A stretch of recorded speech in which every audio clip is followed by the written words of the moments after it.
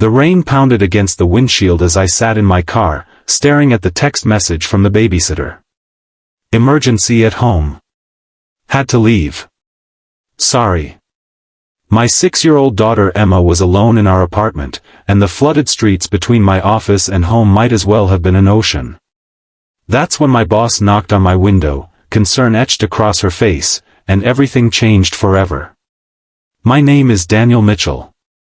34 years old, single father to the most amazing little girl in the world, and until that rainy night, just another overworked accountant at Westfield Financial. Emma's mother had walked out when our daughter was barely 2, leaving nothing but a note and a void that I'd spent 4 years trying to fill. Between work, school pickups, and trying to be both mom and dad, I was barely keeping my head above water. That Thursday had started like any other. I dropped Emma at school, promising to be at her evening art show, then rushed to the office to prepare for a major client presentation. By mid-afternoon, the sky had darkened to an ominous gray, and weather alerts began pinging on everyone's phones. Flash flood warnings. Roads closing. The presentation ran long, and by the time I could leave, the babysitter had already sent her panicked text. I called Emma immediately, my heart racing as I waited for her to answer. "Daddy?" Her small voice was tight with fear. "The lights went out, and I'm scared." "I'm coming home, sweetheart," I promised, though I had no idea how I'd make it through the flooded streets. "Just stay away from the windows and use the flashlight in the kitchen drawer, remember?" "Okay," she whispered. "Please hurry." I hung up and slammed my hand against the steering wheel, fighting back tears of frustration. That's when someone tapped on my window. I looked up to see Alexis Westfield, my boss and the company's owner, standing in the downpour without an umbrella. I rolled down the window. "Ms. Westfield?" "Daniel, what are you still doing here? The roads are getting dangerous." The words tumbled out before I could stop them, Emma alone at home, the impassable roads, my complete helplessness. I expected a polite nod of sympathy before she hurried to her luxury SUV with its high clearance that could easily navigate the floods. Instead, she said, "My house is 10 minutes from here on higher ground. Do you want to stay there tonight? We can try to reach your apartment in the morning when the water recedes." Relief washed over me until I remembered. My daughter. "Where do you live?" When I told her, she nodded. "My brother's a firefighter. Let me make a call." 20 minutes later, a fire department vehicle pulled up beside us with Emma inside, clutching her stuffed rabbit and looking terrified but safe. I've never hugged anyone so tightly in my life. "Thank you," I said to Alexis, my voice breaking. "I don't know how to repay you." She smiled, rain dripping from her dark hair. "Let's just get somewhere dry first." Alexis Westfield's house turned out to be a stunning modern home overlooking the city. In the 3 years I'd worked at her company, I'd only seen the professional side of her, sharp suits, sharper mind, and a reputation for being brilliant but distant. At 38, she'd built Westfield Financial from nothing after her father lost their family business in the 2008 crash. As she showed us inside, Emma's eyes widened at the floor-to-ceiling windows and open-concept living space. "Your house is like a castle," she whispered. Alexis laughed, a sound I'd rarely heard at the office. "Well, every castle needs guests sometimes. Are you hungry?" While Alexis made pasta, I helped Emma change into the oversized t-shirt the firefighters had grabbed from our apartment along with her medication and school backpack. As I tucked her hair behind her ear, she looked up at me with those serious brown eyes. "Daddy, is Ms. Westfield your girlfriend?" I nearly choked. "No, sweetheart. She's my boss. She's just being kind because of the storm." Emma considered this. "She looks at you like Lily's mom looks at her new husband." "I think you're imagining things," I said, feeling my cheeks warm. "Now, let's go thank her for dinner." Over pasta and garlic bread, I saw a different Alexis emerge, one who asked Emma about her art show with genuine interest, who laughed at my daughter's unfiltered observations, and who seemed more relaxed than I'd ever seen her. When Emma mentioned missing her mother, an awkward silence fell until Alexis gently asked, "What kind of art do you make, Emma?" "I paint feelings," Emma replied seriously. "Tonight I was going to show my daddy working late painting. It's lots of dark blue." The guilt must have shown on my face because Alexis quickly said, "You know, I have some art supplies here. Maybe you could show us instead?" While Emma drew at the kitchen counter, Alexis poured 2 glasses of wine and joined me on the couch. "She's remarkable," she said quietly. "You've done an amazing job with her." "Most days I feel like I'm failing her," I admitted. "Working late, missing events, being too tired to play. Yet she's happy, creative, and clearly adores you." Alexis's gaze was steady. "That's not failure, Daniel." Something in the way she said my name made me look at her, really look at her, for the first time. Without the formal office attire, with her hair falling loose around her shoulders and warmth in her eyes, Alexis was not just my intimidating boss. She was a beautiful, compassionate woman who had opened her home to us without hesitation. "What about you?" I asked. "The company is your life. Don't you ever want more?" A shadow crossed her face. "I tried the marriage route once. He wanted me to choose between my career and having a family. I chose wrong, apparently." "There's no wrong choice," I said. "Just different paths." She smiled sadly. "Tell that to my mother, who reminds me at every holiday that my biological clock is ticking like a time bomb." We both laughed, and something shifted between us, a wall coming down, perhaps. After Emma finally fell asleep in the guest room, exhausted from the excitement, Alexis and I sat on her balcony watching the storm. The rain had slowed to a gentle patter, and emergency vehicles occasionally passed on the street below, their lights painting the wet pavement in flashes of red and blue.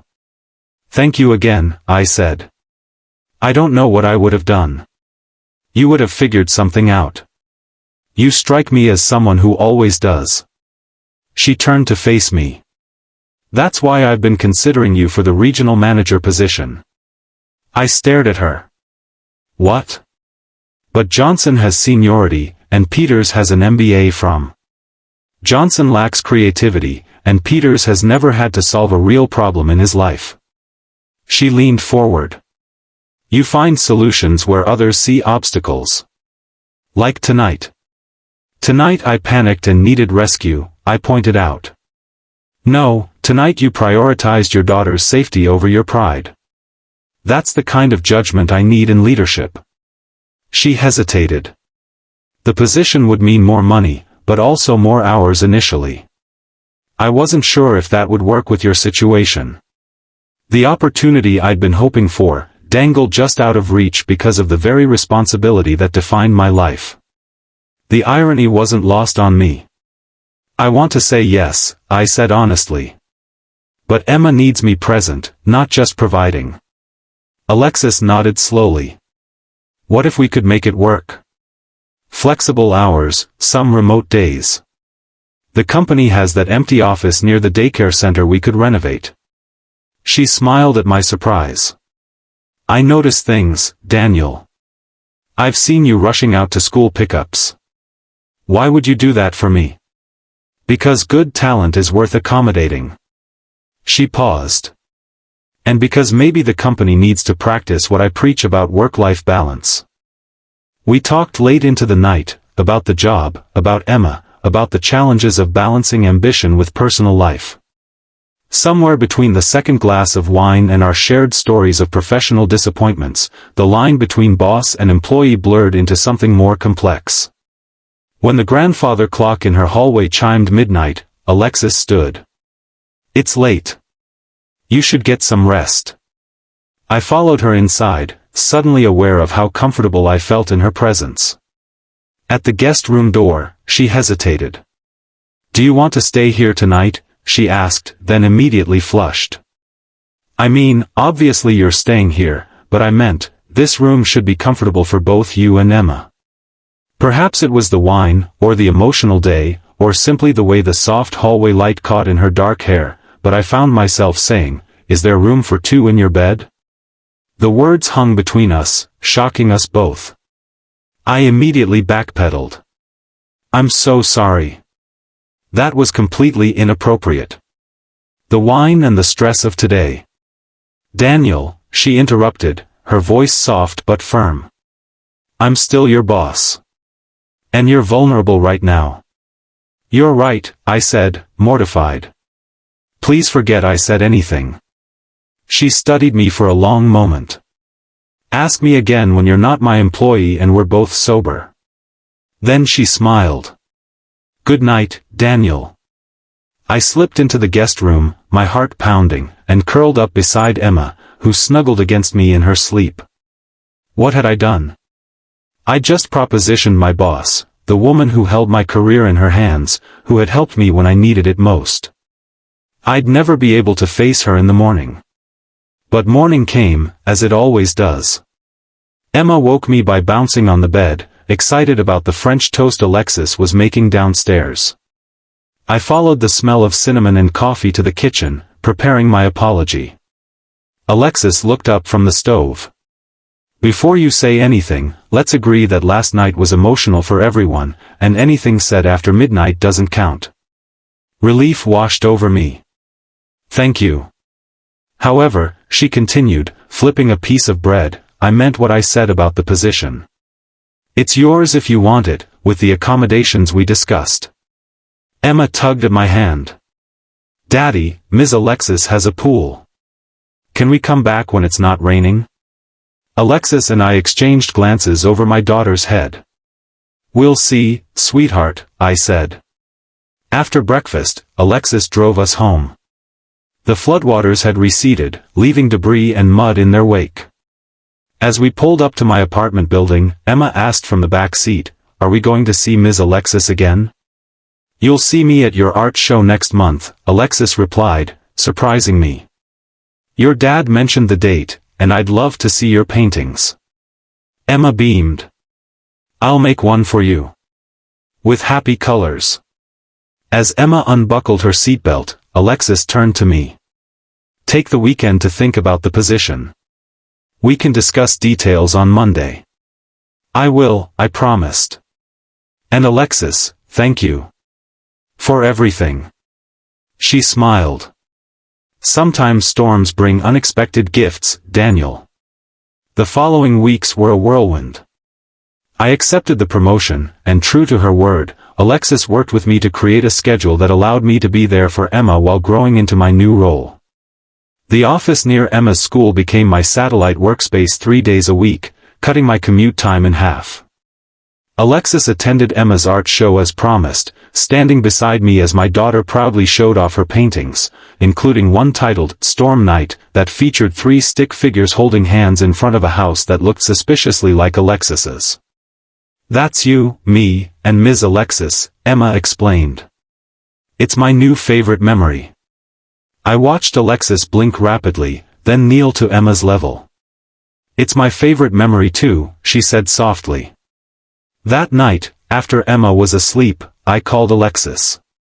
"Thank you for coming tonight." It meant the world to her. "And to you?" she asked. "Even more," I admitted. A pause. "Daniel, I've been thinking. The company is opening a London office next month. I'll need to step back from day-to-day operations here to focus on the expansion." My heart sank. "You're leaving?" "For about 6 months.